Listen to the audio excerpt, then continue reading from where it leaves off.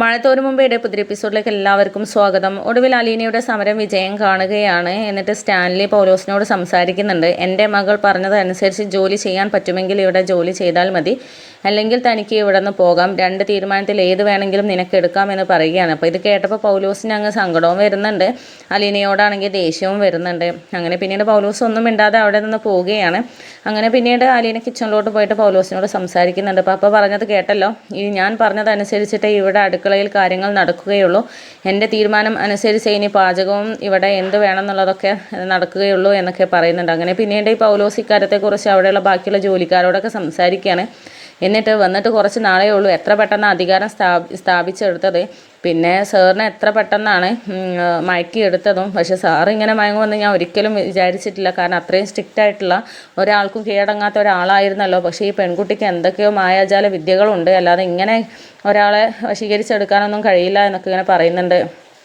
അപ്പോൾ ആ സമയത്ത് ജോലിക്കാർ തമ്മിൽ അവളെ ഇവിടെ നിന്ന് പുകച്ച് പുറത്ത് ചാടിക്കണം, അതിനുള്ള കാര്യങ്ങളൊക്കെ നമുക്ക് ചെയ്യണം എന്നൊക്കെ ഇങ്ങനെ പറയുന്നുണ്ട്. അപ്പോൾ ആ സമയത്ത് ജോലിക്കാരൻ്റെ വായ പൗലോസ് പൊത്തി പിടിക്കുന്നുണ്ട്. എന്നിട്ട് അവൾ കേട്ടോണ്ട് വരണ്ട, ചുമരനും കാതുള്ള ടൈപ്പ് എന്നുള്ള പറയുന്നത് പോലെയാണ് അവളുടെ കാര്യം, എല്ലാം കേട്ടിട്ട് വരും എന്നൊക്കെ ഇങ്ങനെ പറയുന്നുണ്ട്. അപ്പോൾ നീ ഇങ്ങനെ പേടിക്കാതെ നമുക്ക് എന്തായാലും വഴി ഉണ്ടാക്കാം എന്നൊക്കെ അവരിങ്ങനെ സംസാരിച്ചുകൊണ്ടിരിക്കുകയാണ്. അപ്പോൾ പൗലോസും ചിന്തിക്കുന്നുണ്ട്, എനിക്കിട്ട് പണി തന്നതിന് അവൾക്കിട്ട് നല്ലൊരു പണി തന്നെ ഞാൻ കൊടുക്കും, ആരുടെ സഹായം എനിക്ക് വേണ്ട എന്നൊക്കെ ഇങ്ങനെ ചിന്തിക്കുകയാണ്. അങ്ങനെ ഇവരുടെ സംസാരമൊക്കെ അലീന ശ്രദ്ധിക്കുന്നുണ്ടായിരുന്നു. എനിക്കെതിരായിട്ട് എന്തൊക്കെയോ ഗൂഢാലോചന നടക്കുന്നതായിരിക്കും, അല്ലാതെ ഇവരൊത്തുകൂടേണ്ട കാര്യമില്ല, അതും പതുങ്ങിയാണല്ലോ അവർ സംസാരിക്കുന്നത് എന്നൊക്കെ ഇങ്ങനെ അവരെ കണ്ടപ്പോൾ അലീന ഇങ്ങനെ ചിന്തിക്കുന്നുണ്ട്.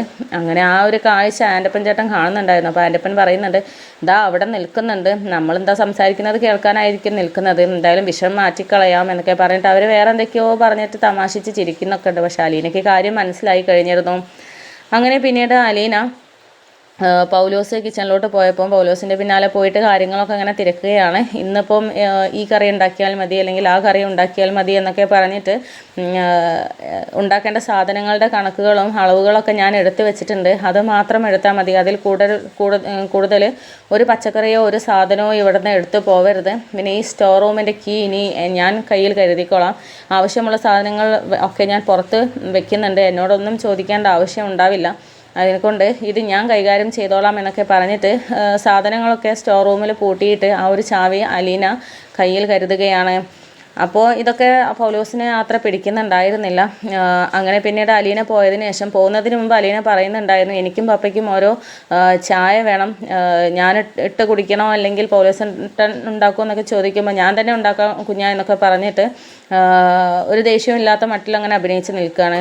അങ്ങനെ പിന്നീട് പൗലോസ് അവർക്കുള്ള ചായ ഉണ്ടാക്കുകയാണ്. പക്ഷേ അലീനക്കുള്ള ചായയിൽ പൗലോസ് ഒരു പണി കൊടുക്കാൻ വേണ്ടിയിട്ട് തീരുമാനിക്കുകയാണ്. എന്നിട്ട് പൗലോസ് ചിന്തിക്കുന്നുണ്ട്, ഈ ചായ കുടിച്ചാൽ അവൾ നെട്ടോട്ടല്ലാതെ അങ്ങോട്ടും ഇങ്ങോട്ടും ഓടിക്കളിക്കുന്നത് എനിക്ക് കാണണം, അവളെ ഞാൻ ഒരിടത്തും നിൽക്കാൻ സമ്മതിക്കില്ല, എന്തായാലും എവിടെയെങ്കിലും ഒരു സ്ഥലത്ത് നിൽക്കാൻ പറ്റിയാലല്ലേ എൻ്റെ പിന്നാലെ വന്ന് നോക്കാൻ കഴിയുകയുള്ളൂ, അതുകൊണ്ട് നീ ഇന്ന് കിടന്ന് ഓടുന്നത് ഞാൻ കാണിച്ചു തരാൻ വേണ്ടി എന്നൊക്കെ പറഞ്ഞിട്ട് അലീനയ്ക്കുള്ള ചായയിൽ ഒരു പൊടി കലർത്തുന്നുണ്ട്. അത് വയറ് ഇളകിയിട്ട് ടോയ്ലറ്റിലൊക്കെ നിൽക്കാതെ പോകാനുള്ള ഒരു പൊടിയായിരുന്നു.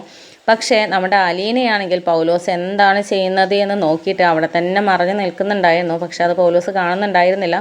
അപ്പോൾ അലീന ശ്രദ്ധിക്കുന്നുണ്ട്, ഇതെന്താ എക്സ്ട്രാ ഒരു പൊടി ചേർക്കുന്നത്, പഞ്ചസാരയല്ലല്ലോ, ഇനി എനിക്കിട്ട് പണി തരാനാണോ അല്ലെങ്കിൽ പപ്പയോടുള്ള ദേഷ്യം തീർക്കാനാണോ എന്നൊന്നും അറിയത്തില്ല, ഏതായാലും ശ്രദ്ധിക്കാം അത് എങ്ങനെയാണ് വെക്കുന്നത് എന്നുള്ളത് എന്നൊക്കെ ചിന്തിച്ചിട്ട് നമ്മുടെ പൗലോസ് ആ ചായ ട്രേയുടെ ഏത് ഭാഗത്താണ് വെച്ചത് എന്ന് നോക്കുകയാണ്. അങ്ങനെ പിന്നെ പൗലോസ് വരുന്നത് കണ്ടപ്പോൾ അലീന പതുക്കെ മേശൻ്റെ അരികിലേക്ക് പോയി ഇരിക്കുകയാണ്. അങ്ങനെ പൗലോസ് ചായ കൊണ്ടുവന്ന് കൊടുക്കുന്നുണ്ട്. എന്നിട്ട് അലീനയോട് പറയുന്നുണ്ട്, ഇതാണ് കുഞ്ഞിനുള്ള ചായ, ഇത് സാറിനുള്ളത് ഞാൻ കൊണ്ടു കൊടുത്തോളാം എന്നൊക്കെ പറയുന്നുണ്ട്. അപ്പോൾ ആ സമയത്ത് വേണ്ട, പപ്പയ്ക്കുള്ളത് ഞാൻ കൊടുത്തോളാം എന്നൊക്കെ പറഞ്ഞിട്ട് അലീന ആ ചായയായിട്ട് പോയിട്ട് നമ്മുടെ സ്റ്റാൻലിക്ക് കൊടുക്കുകയാണ്. എന്നിട്ട് തൻ്റെ ചായ കുടിക്കാൻ വേണ്ടിയിട്ട് ഇരിക്കുകയാണ്.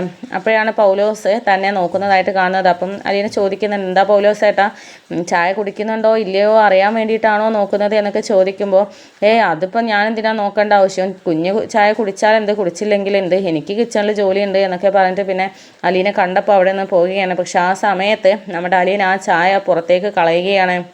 പക്ഷേ അത് പൗലോസ് കാണുന്നുണ്ടായിരുന്നില്ല. അങ്ങനെ പിന്നെ താൻ കുടിച്ച ഗ്ലാസും അതുപോലെ സ്റ്റാൻലി കുടിച്ച ഗ്ലാസും കിച്ചണിൽ കൊണ്ടുപോയി വെക്കുന്നുണ്ട്. അപ്പോൾ ആ സമയത്ത് ഇത്ര പെട്ടെന്ന് ചായ കുടിച്ച് കഴിഞ്ഞോ എന്നൊക്കെ കുടിച്ചത് അറിയാൻ വേണ്ടിയിട്ട് പൗലോസ് ചോദിക്കുകയാണ്. അപ്പോൾ ഇത് കേട്ടപ്പോൾ അലീന ചോദിക്കുന്നുണ്ട്, അതെന്താ അങ്ങനൊരു ചോദ്യം, ഇതുവരെ അങ്ങനെ ചോദിക്കാറില്ലല്ലോ, പിന്നെ നേരത്തെ പറഞ്ഞത് കുടിച്ചാലെന്ത് കുടിച്ചില്ലെങ്കിൽ എന്ത് എന്നുള്ളതാണല്ലോ, എന്തോ ഒരു ഉടായ്പുണ്ടല്ലോ പൗലോസേട്ടാ, എന്താ കാര്യം എന്നൊക്കെ ചോദിക്കുമ്പോൾ ഒന്നുമില്ല, ഞാൻ സാറ് കുടിച്ചോ എന്നാണ് ചോദിച്ചത്, അല്ലാതെ മോളുടെ കാര്യമല്ല എന്നൊക്കെ ഇങ്ങനെ പറഞ്ഞ് ഉരുണ്ട് മറിയുകയാണ്. അപ്പം ആ കുടിച്ചു, പിന്നെ പ്രത്യേകിച്ച് നല്ല ഉഷാറായിരുന്നു കേട്ടോ ചായ, നല്ല ടേസ്റ്റ് ഉണ്ടായിരുന്നു, എന്താ വേറെ പൊടിക്കൈകൾ എന്തോ ചേർത്തിട്ടുണ്ടല്ലോ എന്നൊക്കെ ചോദിക്കുമ്പോൾ ഒരു ഞെട്ടലോട് കൂടി നിൽക്കുകയാണ്. അപ്പം എന്ത് പൊടിക്കൈ, ഒരു പൊടിക്കൈയില്ല, എന്നും ഉണ്ടാക്കുന്ന പോലെ തന്നെ ഉണ്ടാക്കിയിട്ടുള്ളൂ എന്നൊക്കെ ഇങ്ങനെ പറയുകയാണ്. അങ്ങനെ പിന്നീട് അലീന ഇങ്ങനെ ചിന്തിക്കുന്നുണ്ട്, അതെ എനിക്ക് എന്തെങ്കിലും സംഭവിക്കുന്നത് കാണാൻ വേണ്ടിയിട്ട് നിൽക്കുകയാണല്ലോ, കാണിച്ചു തരാം, നിങ്ങൾക്ക് തന്നെ ഞാനൊരു പണി തരുന്നുണ്ട് എന്നൊക്കെ ചിന്തിച്ചിട്ട് അലീന ഇങ്ങനെ നിൽക്കുകയാണ്.